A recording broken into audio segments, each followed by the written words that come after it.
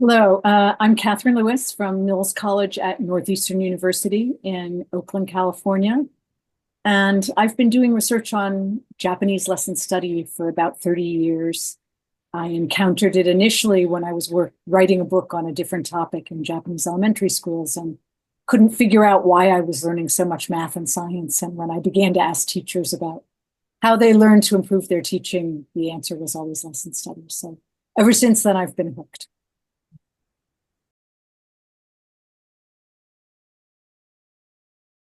Lesson study is a teacher-led inquiry cycle that focuses on an actual classroom lesson, actual classroom instruction at the heart of each inquiry cycle. And it's a process that is found everywhere in Japanese schools, and it goes on over time. So it's not about a single lesson, it's about teachers together researching instruction.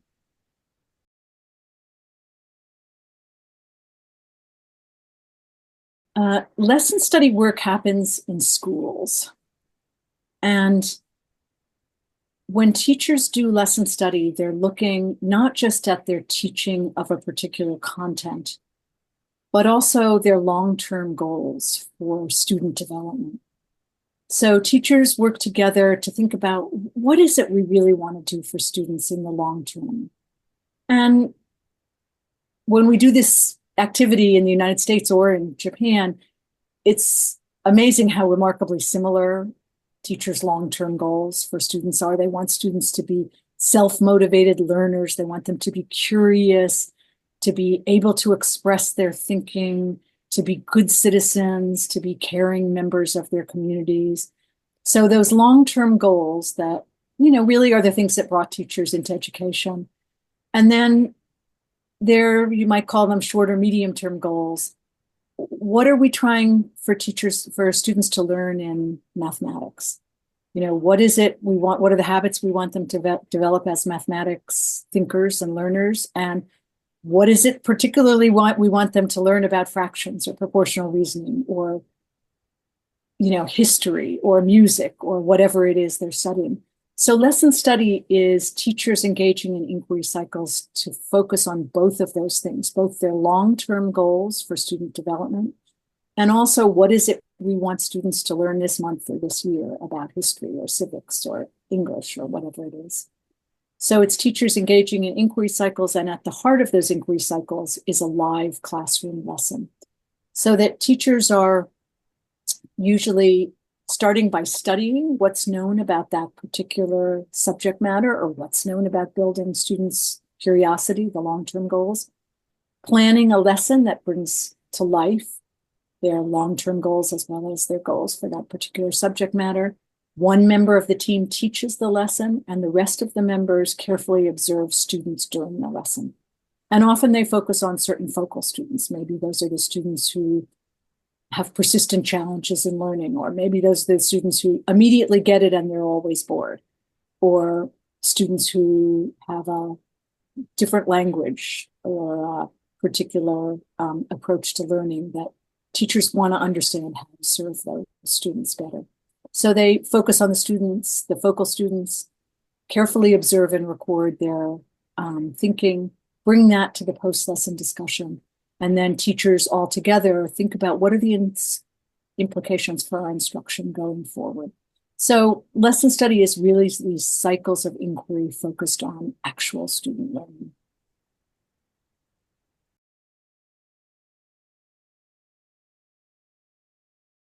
Lesson study is for teachers who want to keep learning in deep, consequential ways that affect their instruction. Lesson study is also for administrators who want to figure out how to nurture, catalyze teacher leadership of instructional change, and for administrators who are concerned about retaining the best classroom teachers. I think an American teacher said to me, if someone hadn't come into my classroom with lesson study when I was in my 10th year of teaching, I probably wouldn't have continued in the classroom. I was always told I was a very good classroom teacher, but no one said, this is what you could improve. No one worked with me to figure out this is what we could refine in our instruction. So I think it's about retaining classroom teachers by having a really powerful form of learning for teachers that doesn't get boring after 40 years in the classroom. I mean, in Japan, you see classroom teachers in their 35th or 40th year of classroom teaching who are still learning things through their public lessons. Lesson study is also for people who really care about the spread of good teaching practice. In Japan, you find large public lessons that might attract 1,000 people, where teachers are going to figure out what's the new idea in teaching and how can I do that in my classroom. Lesson study is good for making ambitious changes in teaching. I would say that's one of the areas where maybe it's distinguished from other improvement science or improvement research approaches, is that it's been shown to make really ambitious changes in teaching, because it allows teachers to look carefully at every student's learning during a lesson and to revise their instruction based on what they now know about how actual students are learning. So unlike other forms of research, it really uses street-level data from the classroom to figure out, in our setting, in my classroom, in our school, what are all the things we need to be doing if we want to reach every learner.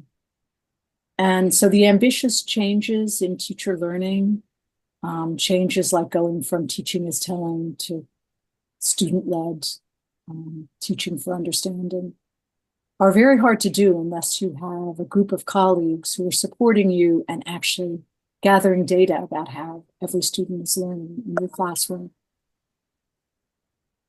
Lesson study is also very good for administrators who want to unleash teacher leadership.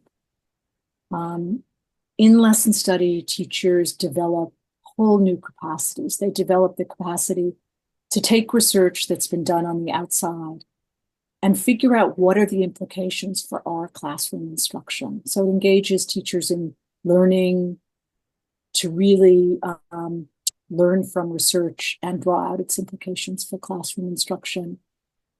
It provides opportunities for teachers to think about the standards in a very deep way and then bring them to life in classrooms and do that collaboratively so they can draw on all their knowledge. I was delighted when a San Francisco classroom teacher invited one of the authors of the Common Core standards in mathematics to visit their public research lesson and explain why the fraction 1/10 hadn't been included in the unit fractions that third graders were supposed to master, given that students are working with decimals. She challenged that decision in the Common Core standards, wanted the author of the standards to explain it. That's something you would see often in Japan, classroom teachers questioning the standards. What are we supposed to be doing here? Is this what you had in mind? Is this really the right standard for this age group? And it was delightful to see that emerge in the United States.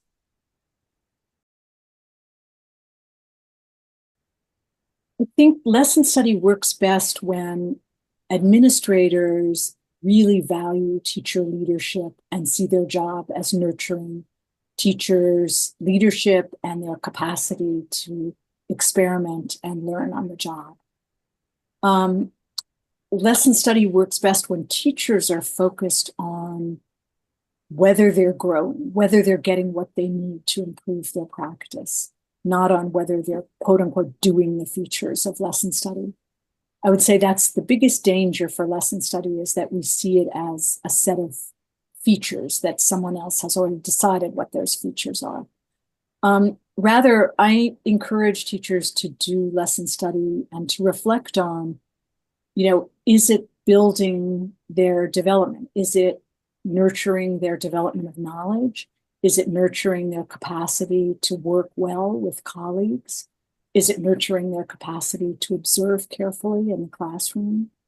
Is it nurturing their sense of efficacy? And if it's not doing those things, how can the lesson study cycle be improved? And in that way, teachers will adapt the lesson study cycle to their own local circumstances. You usually see lesson study as portrayed as a cycle of you study, you plan, you teach a research lesson that's observed by others, and then you reflect on the research lesson. But really, the underlying purpose of lesson study is not to just perform those features, but to build in new routines in your school of learning, of studying the content, of co-planning and learning from colleagues, of carefully observing student learning, and then of reflecting on what have we learned from a lesson that we can use to improve our instruction at the school. One big challenge of lesson study is that district policies may unwittingly undermine productive routines of teacher learning. So, for example, districts may have policies that when people come in and observe, you need to see, certain ABC practices or certain lessons being used. And lesson study is about creating a strong system of teacher-led inquiry so that teachers are noticing whether particular practices are helping their students learn. Lesson study is about creating an inquiry environment where teachers are always saying, is this particular practice that's been identified as a quote unquote best practice, how is it working for our students? Is it working for our students? And you always want that mindset to be driving teachers' inquiry as well as careful observation of student learning. Japanese teachers often say that the point of lesson study is to develop our eyes to see students, to see their learning. So you don't want to short circuit that by saying, for example, I always need to see the objective on the board, the objective of the lesson on the board. When teachers have discovered that the most powerful mathematics lessons might be when students discover how it is I add fractions with different denominators, not when the teacher tells them this is what we're going to learn today. So districts need to really be tuned in to the ways that they're nurturing habits of inquiry and observation and critical thinking for teachers and habits of always improving instruction, and how they might unwittingly be undermining those by top-down district ideas about what we should see whenever we walk into a classroom. I think a second big challenge to lesson study in the United States is that initially teachers are not accustomed to or comfortable with having their classroom teaching observed. Luckily, lesson study offers very strong guardrails for observation. Observation is not focused on what the teacher is doing or on evaluating the teacher. It's focused on gathering data on students in the classroom.